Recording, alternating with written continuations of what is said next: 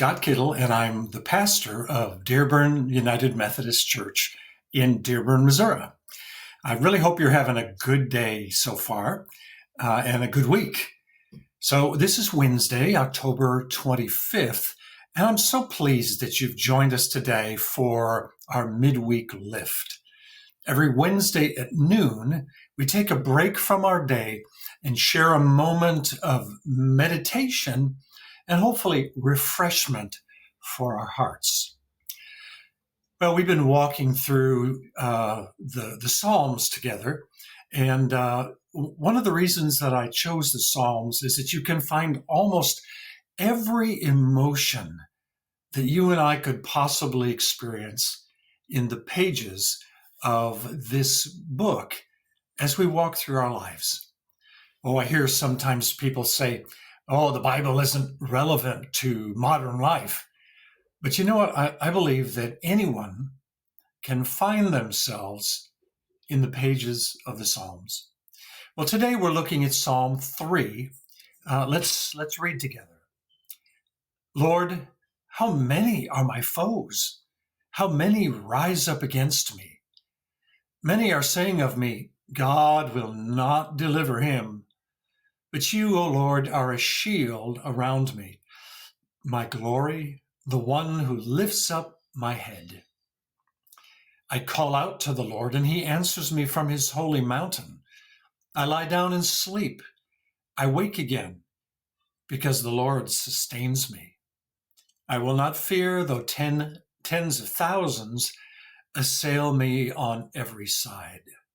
Arise, Lord, and deliver me. Well, King David, who wrote many of these Psalms, was no stranger to trouble. That brother had quite a few enemies throughout his life. Well, it's normal to have a few foes if you live long enough. I doubt that many of us have encountered hostility to the extent that David did. In fact, David started facing off against foes early in his life. Remember, as a young shepherd boy, he protected his flock against wolves with his slingshot. And then he took on the Philistine giant Goliath with that same slingshot, didn't he? Well, of course, David later grew to manhood, and he started collecting more enemies. At that time, Saul was king of Israel, and but he disobeyed God, and so God moved him out of the way. He dethroned Saul and gave the kingdom to David. Saul, of course, was livid. He was fuming. He was furious. And so he chased David all across the country, trying to kill him. Well, it gets worse, though. One of David's sons, Absalom, attempted to stage a coup to have the throne for himself.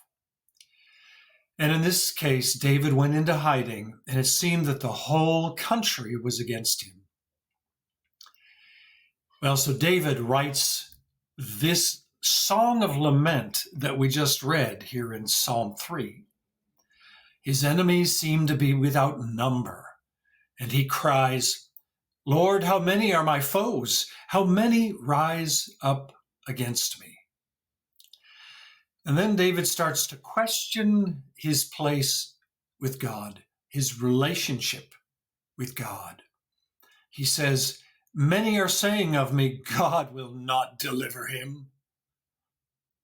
And I wonder if David thought, maybe God doesn't care about me. Yeah, he promised that one of my descendants would sit on my throne and be the greatest king of Israel ever. But how is that going to happen if Saul or Absalom or any of these others get their hooks in me? See, for David, everything was on the line.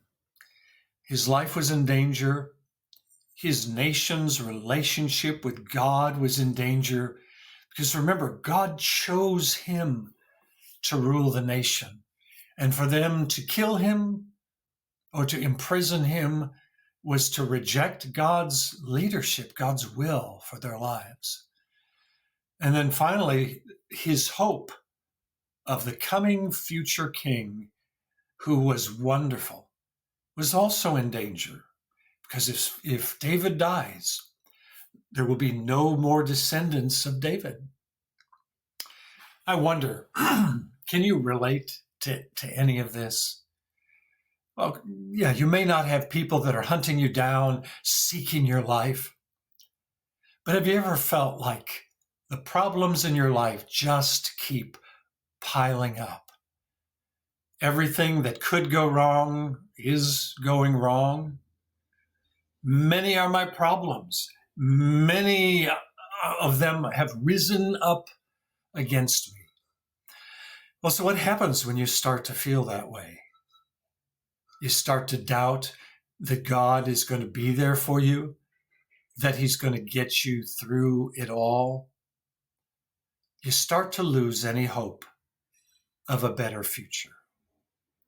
Well, so what does David do when these fears start to mount in his heart? Well, first, he turns his eyes from his adversaries and to God, the God he loves and serves. In verse 3, he says, "But you, Lord, are a shield around me, my glory and the lifter of my head." Well, friends, one of the best things that we can do when we're up against a mountain of problems is to turn our eyes to the Lord. When we remind ourselves how big God is, then the problems start to look smaller and smaller and smaller, don't they? But the converse is true, isn't it? If we focus on our problems, those problems get bigger and bigger and bigger. And then God seemingly in our hearts and in our thoughts gets smaller and smaller.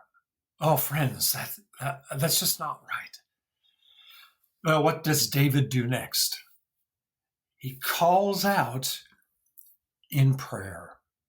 Verse 4 says, "I call out to the Lord, and he answers me from his holy mountain." Friends, when troubles loom large before you, and you feel like things just can't get any worse, that is the time to put on a brave face and call out to the Lord.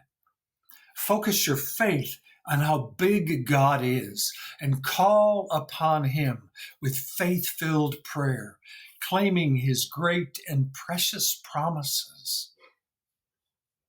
I want to close with this. David gives us a beautiful picture of faith in verse 5. He says this, "I lie down and sleep. I wake again because the Lord sustains me." Do you see what's happening here? David's faith rests upon the fact that he woke up this morning. Think about that for a minute. Why would that be the case? Well, friends, it's because God kept him safe during the unconsciousness of sleep. God protected him while he was at his most vulnerable and at his weakest moment, while he slept. Friends, if you woke up this morning, then God watched over you, and God gave you breath to go into your day with hope and faith and courage. My prayer for you this afternoon is that the Holy Spirit would open your eyes to see how great your God is, even though troubles loom very large. And I pray that you'll see that God is the one who sustains you when you're most vulnerable, while you sleep. And then I pray that you may see that Jesus is the King who rose from the dead to provide eternal deliverance to all who call upon his name in the time of trouble. Thanks for joining me today. I hope this was a blessing to you, and have a wonderful rest of your week. God bless.